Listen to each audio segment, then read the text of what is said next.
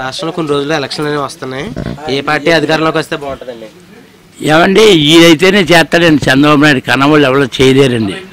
అంటే చంద్రబాబు నాయుడు గారు ప్రత్యేక హోదా తీసుకురావడంలో విఫలం అయ్యారని చెప్తున్నారు. ప్రత్యేక హోదా అండి ఏదో పెద్దోడు కదా అని మోడీ గారిని చేసాం. ఆడేమో మనల్ని 4 సంవత్సరాలు వాడుకున్నాక ఇవ్వలేదని మరి భయవేసి మళ్ళీ పెద్ద ఇది అవుద్దని మళ్ళీ బయటకు రావాల్సి వచ్చింది. అది ఇస్తానది ఇవ్వలేదు. అది ఎంతసేపు గుజరాత్లోనే. ఆడి గురించి చెప్పాలంటే విషమీకరణ విషయాలు చెప్పాలంటే మీరే ఆశ్చర్యపోతారు. అలాంటి చెప్పకూడదు.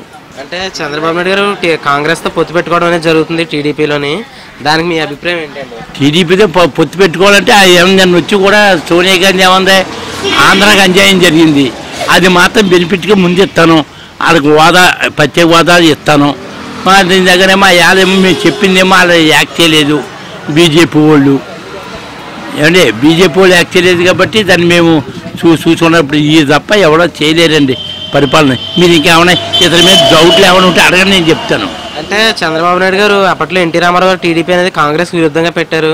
ఇప్పుడు అదే కాంగ్రెస్తో చంద్రబాబు నాయుడు గారు కలవడం ఎంత? మరి ఏమంది వీడు బీజేపీ వాడు చేసిన పొరపాటుకి అది శిక్ష రావాలంటే కర్ణాటకలో ఇలా చేసిన మూలన అది అప్పుడు దాకా 124 సీట్లు వచ్చినాయి అనుకుంటే అలా టప్మని 100కి ఎలా వచ్చేసినాయో కారణం ఏంటి మన ఆంధ్ర వాళ్ళు కర్ణాటకలో ఉన్నారు కాబట్టి ఈ మాట ఆలకించారు కాబట్టి అప్పుడు ఆ 125కి ఇన్ని అయిపోయింది అన్నారు.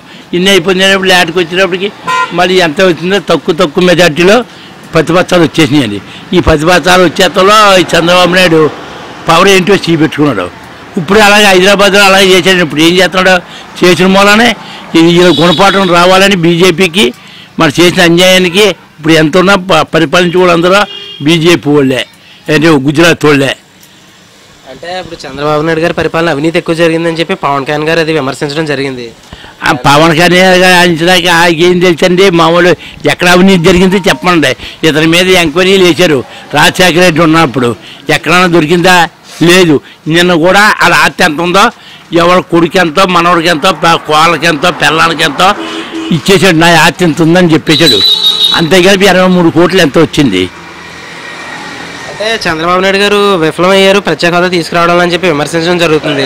ప్రత్యేక హోదా తీసుకురానాకండి అతను తప్పేం లేదు. ఇంకా చేస్తాడు పెద్దోడు మనోడు అన్ని సలహాలు ఇస్తున్నాం కదా. ఇవాళ కదా రేపు కాదు చేస్తాడు పెద్దోడు అన్నవాడు కొంతవరకు చూస్తారండి. ఇంక లాట్ని ఇంకా ఇస్తలేదు. సంవత్సరం టైం ఉంది ఇంటికి ఇవ్వడం. ఇది దెబ్బ మీద దెబ్బ కొట్టాలని నీడు ప్రతిపక్ష నాయకుల్ని ఇది కర్ణాటక ఉండే మామూలు మమతా బెనర్జీ దగ్గరికి వెళ్ళాడు మొన్న. అలాగే మామూలు ఈయనెవడో మహారాష్ట్ర ముఖ్యమంత్రి వీళ్ళందరితోటి పాత వాళ్ళందరినీ కలుసుకుని దేవగౌడ మొత్తం ఆ పక్కనే ఈయనెవడో మన మద్రాసు మన ముఖ్యమంత్రి మాజీ ముఖ్యమంత్రి కొడుకు ఉన్నారు కదండి ఆడి దగ్గర కూడా వెళ్ళారు కదా. వీళ్ళందరినీ కలుపుకుని మన ఆంధ్ర వాళ్ళు పవర్ ఏంటో ఇంతకుముందు 40 సంవత్సరాల ముందు అనుభవం ఉంది కాబట్టి ఆడు ఎలా చేశాడు ఇప్పుడు అలా చేద్దామని అప్పుడు అలా చేస్తే కాంగ్రెస్ మనకు అన్యాయం చేసిన వాళ్ళు కాంగ్రెస్ నామరూపాలు ఎవరికి డిపాజిట్ రాలేదండి. కాకినాడ అంత వస్తుందేనా ఆడికి డిపాజిట్ ఎవరికి డిపాజిట్ రాకుండా ఎలా పోయిందో ఇవాళ బీజేపీ కూడా అదే గతి పడుతుందండి.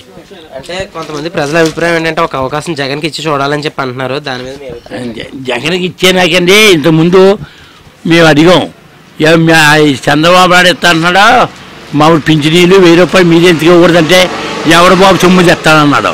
మళ్ళీ అలాగే మామూలు రుణమాఫీ చేయమన్నాం. రుణమాఫీ నా వల్ల కాదు అన్నాడు. ఇవన్నీ నా వల్ల కాదన్న మూలనే కదా ఇది ఇస్తానన్న మూలనే కదా.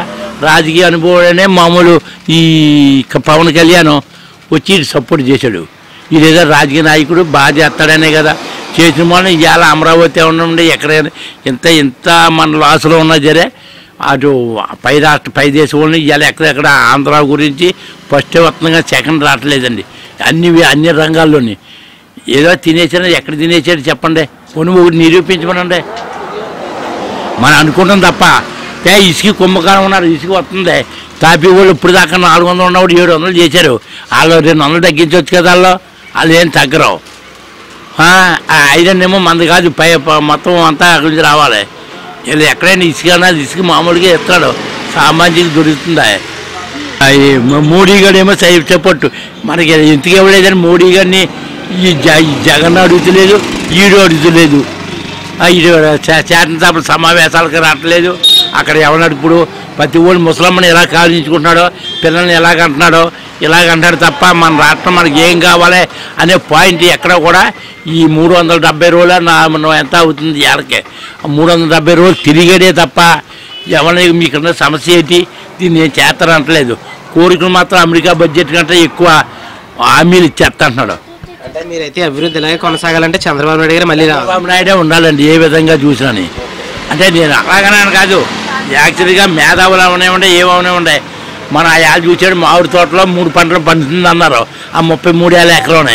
ఇవాళ చూడండి ఎన్ని అంతస్తులు బిల్డింగ్లు వచ్చినాయో, ఎన్ని ఫ్యాక్టరీలు వచ్చినాయో, ఎన్ని రకాలుగా వచ్చినాయో ఒకసారి మీరు ఒకసారి వెళ్ళి చూసిరండి. అలాగే అన్నారు పరిశ్రమ, ఈ పరిశ్రమ గురించి వీడు ఏమన్నాడు, వీడు మొత్తం దానివల్ల ఉపకారం లేదన్నాడు. ఇవాళ బచ్చాయించి 230 TMC నీరు అక్కడికి వెళ్ళింది. అక్కడ మనకు కృష్ణా జిల్లా వాళ్ళకి నీరు లేక దీనివల్ల ఉపయోగింది. ఎవరి అభిప్రాయం వాళ్ళదే, నీ అభిప్రాయం నువ్వు చెప్పు. If you like the video, please like us and subscribe Tollywood Nagar.